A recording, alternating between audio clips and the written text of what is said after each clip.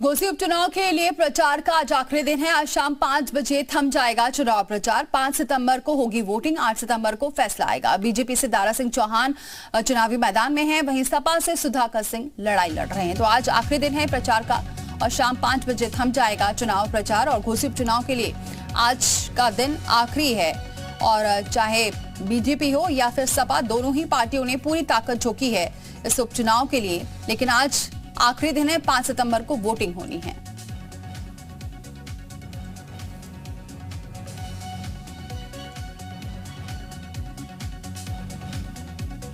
तो सपा से सुधाकर सिंह चुनाव लड़ रहे हैं, बीजेपी की तरफ से दारा सिंह चौहान मैदान में हैं। सीएम योगी ने भी यहां कल चुनाव प्रचार किया, निशाना भी साधते हुए नजर आए।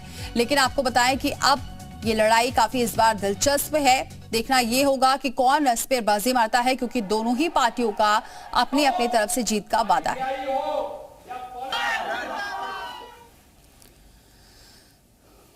और चलिए सीधे रुक करते हैं, विशाल हमारे साथ जुड़ चुके हैं इस खबर पर मऊ से सीधे।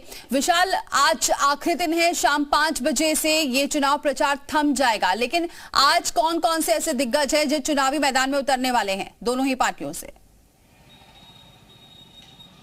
देखिए, अगर हम आज बात करें तो घोसी उपचुनाव का जो आज प्रचार है वो शाम 5 बजे थम जाएगा। और सबसे महत्वपूर्ण है कि इस बार जो लड़ाई है वो इंडिया वर्सेस एनडीए, मतलब सीधे तौर पर जो इसका लिटमस टेस्ट है वो होगा। क्योंकि अगर हम बात करें तो ओम प्रकाश राजभर का साथ जो है वो बीजेपी को मिल चुका है। और मऊ की घोसी सीट ऐसी सीट है जिस पर ओम प्रकाश राजभर जो है लोकसभा चुनाव को लेकर दावेदारी कर रहे हैं। ऐसे में उनकी भी अग्नि परीक्षा है। इसके साथ साथ दारा सिंह चौहान समाजवादी पार्टी छोड़कर भाजपा में वापसी किए हैं, तो ऐसे में अब उनकी भी प्रतिष्ठा दांव पर लगी हुई है, क्योंकि उपचुनाव पर वही प्रत्याशी भाजपा की तरफ से बनाए गए हैं।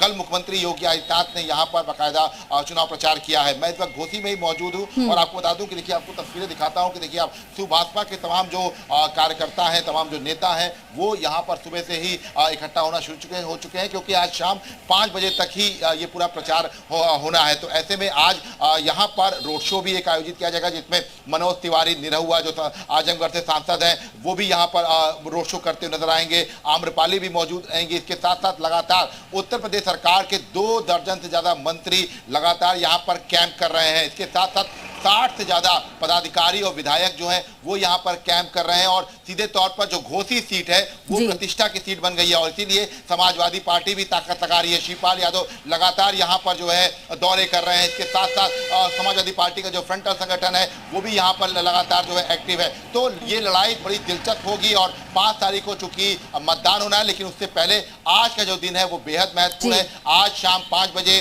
प्रचार थम जाएगा, लेकिन उससे पहले दोनों ही दल जो है, चाहे वो भाजपा हो चाहे सपा हो, वो अपनी ताकत दिखाएंगे। तो फिलहाल घोसी का जो घमासान है वो बहुत दिलचस्प होने वाला है, क्योंकि ये लड़ाई विशाल, अगर सुधाकर सिंह की बात करें तो सुधाकर सिंह का किस तरीके का दबदबा वहां पर है? क्योंकि दारा सिंह चौहान के बारे में तो सब जानते हैं, लेकिन सुधाकर सिंह को जो प्रत्याशी बनाए हैं उनका दबदबा किस तरीके से रहने वाला है? क्योंकि सपा साफ तौर से बार बार इस बात का जिक्र कर रही है कि इस बार जीत यहां से उन्हीं की होगी।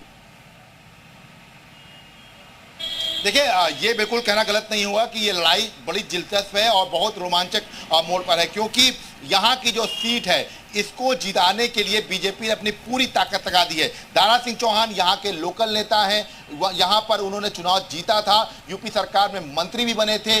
उसके बाद जो है जब 2022 का जो चुनाव हो रहा था उससे पहले वो सपा में चले गए और उसके बावजूद भी वो यहाँ से जीते। लेकिन अब जब उनके ऊपर ये आरोप लग रहा है कि वो बार बार दल बदल की राजनीति कर रहे हैं, तो ऐसे में सपा लगातार इस बात का दावा कर रही है कि सुधाकर यहाँ जीतेंगे। हालांकि जीत हार के नतीजे 8 तारीख को मालूम चलेंगे, लेकिन दोनों ही दलों ने अपनी प्रतिष्ठा की बात बना रखी है। और केवल प्रतिष्ठा दोनों दलों की नहीं है, ये प्रतिष्ठा है ओम प्रकाश राजभर की भी। इसके साथ साथ दारा सिंह चौहान जो नेता माने जाते हैं, उसमें कितना वो अपना वोट ट्रांसफर करा पाते हैं। पुराने जो भाजपाई हैं वो दारा सिंह चौहान को कितना पार्टी में जगह देते हैं दोबारा से।